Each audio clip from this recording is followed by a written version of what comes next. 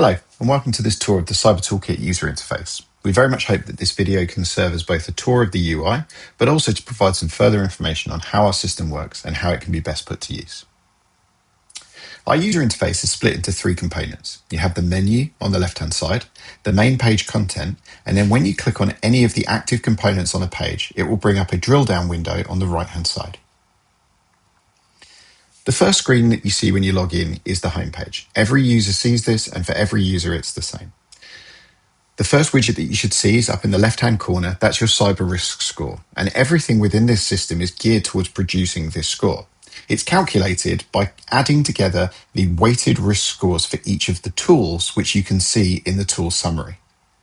We've done our best to add descriptions so that you can see how your scores are calculated and what you can do to improve them. And if users never really progress past this page, we've tried to put as much information on here as we can. The score itself is very useful. It's broken down into a colored component, which is your actual score from the results that we've obtained, a gray component, which is the potential that you could be adding if you enabled all of the tools within the system, and then a numerical display of your actual score. If you come into any of the tools over on the right-hand side, you'll be able to click on them to reveal the individual assets that we've scored. So you can see here from the vulnerability scanning, most of my assets have achieved a 100% score, but some have not. If I click on one of the ones that has not, I can get a complete breakdown of all of the tools for this particular asset. And if I scroll down, I'll be able to see all of the things that are wrong with this asset, including all of the vulnerabilities that were found, which is what has diminished the score. I can do this for all of the different tools, although you should note that there'll be different assets displayed within each. For example, under my vulnerability scanning, I will most likely have IP addresses and URLs that have been scanned. However, under my email security audit, I'll have my email addresses in here. So the different assets can be clicked on in much the same way. If I click onto an email asset, I will get a completely different set of tools and a completely different evaluation of the asset, but the system remains the same, where it shows me a score out of 100, and when I close the bar, I can see a total weighted score for that tool. Down in the bottom left-hand corner, it's got my recommended actions. There is a number next to these actions. This is not a percentage. This is actually the number of points that will be added to your score if you resolve this issue. So if I improve my web SSL audit score, 30 points will be added to my total score, and so on. The recommended action box always shows your top 3 actions. If you don't have 3 actions, then it would show less. But if you have more actions than 3, it will only show the top 3. Moving on to our next page, the assessment tools. This is where you can come in and configure the URLs, IP addresses, and email addresses within your organization that are to be scanned. If you click onto the Add icon, which is the green tick on any of these boxes, you'll be given the opportunity to add further assets. So if I wanted to, I could come in here and type in my website. I can say, this is the URL. And I can choose which of the tools I'd like to be activated for this new asset. By default, all of the more invasive tools, such as vulnerability scanning and automated web application penetration testing, they're disabled. However, if I would like them to be run, I can enable those and then hit create. If I want to, there is a bulk upload where you can download a CSV template, add as many URLs as you like, and then configure which of the tools should be activated for the items within that list. You can do the same thing for emails, and you can do the same things for IP addresses. If you click on any of these, you might notice that the tools available are different depending on the type of asset. So it is important to pay attention there. Once you've added your assets, they will be automatically assessed. The assessments have 3 different categories, and they'll be run at different intervals depending on the category. We have no contact assessments. This is where we don't make any contact with your devices or your network in any way. So for example, we might acquire the public DNS records for a URL, and we can audit those records. In order to do that, we haven't made any contact with your network. We're purely assessing publicly available information which we have obtained via global DNS servers. We have light contact. These light contact assessments, they can be, for example, making a legitimate web request to your web server so that we can assess what headers you have available and what encryption standards you enforce. And then we have the full contact assessments. Full contact assessments will be things like vulnerability scanning, port scanning, automated web application penetration testing, where we will actually actively be attacking your system, and therefore it should set off all sorts of alarms. The no contact searches, these are actually run every hour. The light contact assessments, these are run every day. And the full contact assessments, these are run every week. Moving on from assessments, we can go into our monitoring tools. There is a slight difference between these. Assessment tools are looking at a point-in-time assessment, whereas monitoring tools are about continuous data. So we have the ability within the system to monitor firewall and IDS IPS logs. In order to do this, you have to install our on-site monitor. If you've installed the on-site monitor, you will see a screen much like this, where it already has the information displayed. If you haven't installed one yet, instead of this content that you see on the page right now, you would see instructions on how to install the on-site monitor.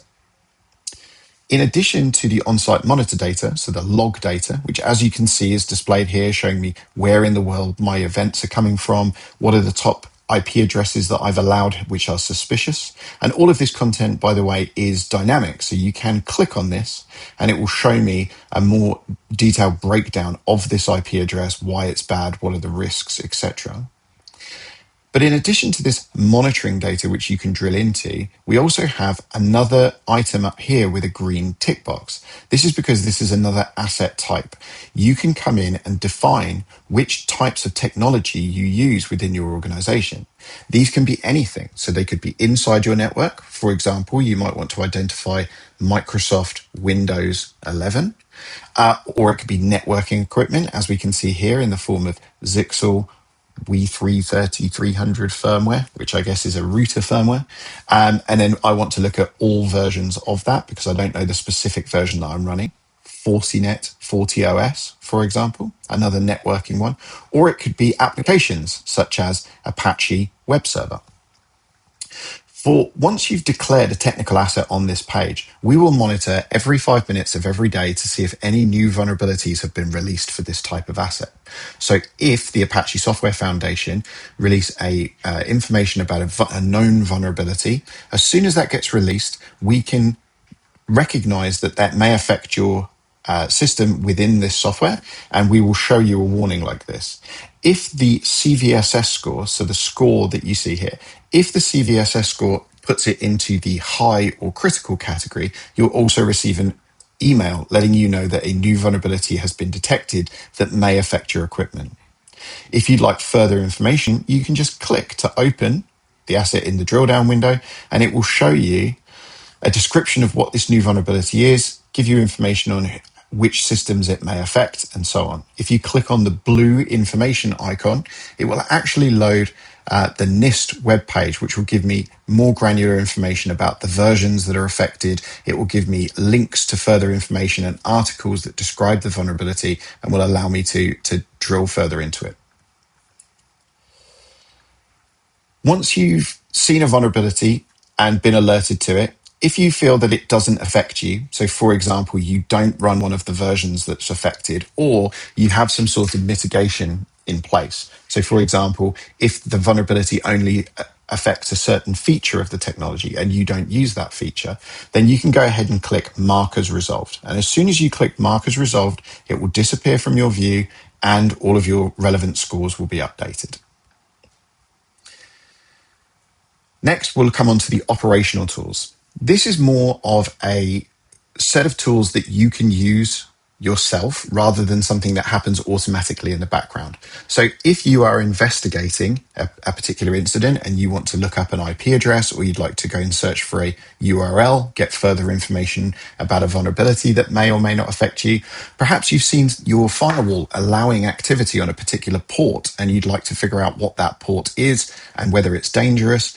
Or if you just like to do some general lookups for postcodes, companies, or information on schools, you would be able to do that through this investigation tool widget. So if we come into here, change this to URL, we can say we want to look up cybertoolkit.com.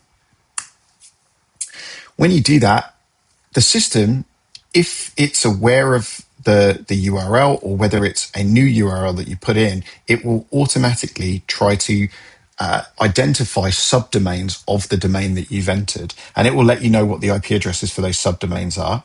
It will give you information about the owner and the geolocation of this IP address or of this URL, and it will give you a risk assessment. The risk assessment is based on different calculations that we do.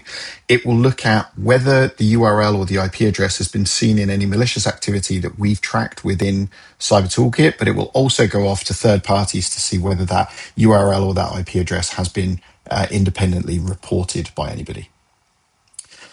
On the right-hand side of this, you'll also have a policy creator. This is to allow small organizations who may be required to have certain cybersecurity policies, for example, for a government purchasing contract or something. We provide for you templates which we can fill in based on the information that we already know about you. And once you select the policy that you would like, the system will actually ask you a few questions. And the questions change depending on the policy that you would like to create. You come in, fill in those questions, hit generate policy, and it will generate something for you, which you can then go off and customize yourself and turn into something that's more specific for your organization. As time goes by, we'll be adding more and more policies to this list, so keep your eyes peeled. Finally, we have a set of tools which is just coming into the system as we speak. These are our assurance tools. This is where we allow you to answer questions from different standards. The standards that are made available to you will depend on your location and the groups that you are a member of. We'll go into that a little bit more either later or with our support team if you would like to discuss it. But for example, if you're in the UK, Cyber Essentials will be available to you. If you are in the health industry, we can make DSP Toolkit available to you. And then on this screen, you can see some information about the standard that you're answering. So if I change the standard, you'll see that this changes the logo and it changes the description of the standard that you're filling in. You'll see the score for this specific standard, and then you'll also see your overall compliance score across all of the standards that you have available. In order to fill in the compliance questions, you can click each of the sections, find things that you haven't yet answered, open them up, and then you'll be able to answer them. So this one is a simple yes, no, which is kind of easy for us to answer. I can click update, and then once I've updated it, you'll see that the score changes. The scoring is actually done by our system automatically. It's been trained on lots of different answers that are both fails and passes. And so depending on what you put into the boxes, the machine learning algorithm that runs that will assess whether your answer is likely to pass or not, and then it will produce for you a score. I appreciate that in this demonstration, all of the scores are either 100% or 0%, but this isn't always the case. Sometimes if you've entered a score that we feel could pass but may not pass, then we can give it a score of 60 or 70 or 80%, depending on how confident we are that this answer might be compliant with the standard that you're answering. Once you've gone through and you've answered all of the questions, you should have a realistic estimate of whether or not you might pass that standard. So whether it's Cyber Essentials or whether it's DSP Toolkit or any of the other standards that we have available, you should get a realistic idea of whether you would pass or not. And that then can inform your decision as to whether to go and get certified against those standards. We very much hope that it does lower the bar of entry for things like Cyber Essentials so that more organizations choose to become compliant. They can give it a go within this system at no cost, and then they'll be able to see whether they're likely to be compliant or not, whether they're likely to pass and get certified or not. And if they are, then hopefully they actually go off and get that certification, because we really do believe that these standards are incredibly useful and everybody should be getting certified against them. The last page that's within the organization tab is settings. The settings page is where you can come in, see basic information about your organization, see the users that have the ability to either control or view your organization. In order to add a new one, you might notice that there's another green tick button here. If I click on that, we need some basic information about the user account. And as soon as they appear, they'll appear in the list without a gold banner. The gold banner means that they can manage your organization. So they can add new URLs, add new IP addresses, add new technology assets or email addresses, etc. And they can go in and delete the ones that are already there. If they don't have a gold banner, it means that they can view all of the information in these pages, but they can't change it. So they won't be able to add and remove assets. They'll only be able to view the information that's already there. People who don't have a gold background in this list can't see the settings page.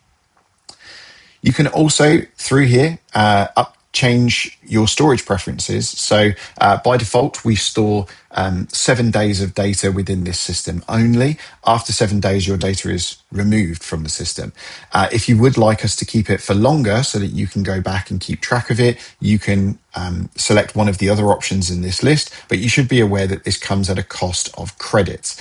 The credit cost is calculated by the system based on the amount of data that is feeding in. So if you've got lots of logs from your firewall, if you've got lots of email assets and web assets and so on, when you select these higher storage tiers, it will tell you what the price for that is. And when you switch to it, it gives you a little warning to make sure that you are aware that you're about to charge yourself credits. Speaking of credits, this is how you add them within the system. It tells you the number of credits that you currently have available. And if you click on Get More Credits, it gives you the opportunity to purchase more of them through PayPal. You can select the amount that you would like to purchase. And then you can also go back and list your previous purchases and download invoices for any of the purchases of credits. However, credits aren't used too much within the system. You have this widget that I've just shown you for updating how long data is stored within the system. And then you also have opportunities in the lower down menu system, so the suppliers menu. Other than that, everything that I've shown you so far is available free of charge. All of the tools within the system, you can come in and use those for your organization free of charge. So although we have an option to purchase credits within the system, for most organizations, we don't feel that will be required. It's only if you'd like us to store your data for longer, or if you would like us to monitor your supply chain, and there are different subscription models for doing that. It does bring me very nicely onto the next page, which is the supply chain page. We allow organizations to upload a list of their suppliers, and then we will automatically and continuously assess those suppliers from a cyber risk perspective and display their scores in a single dashboard. In order to add suppliers, much like everywhere else in the system, there's a green plus icon.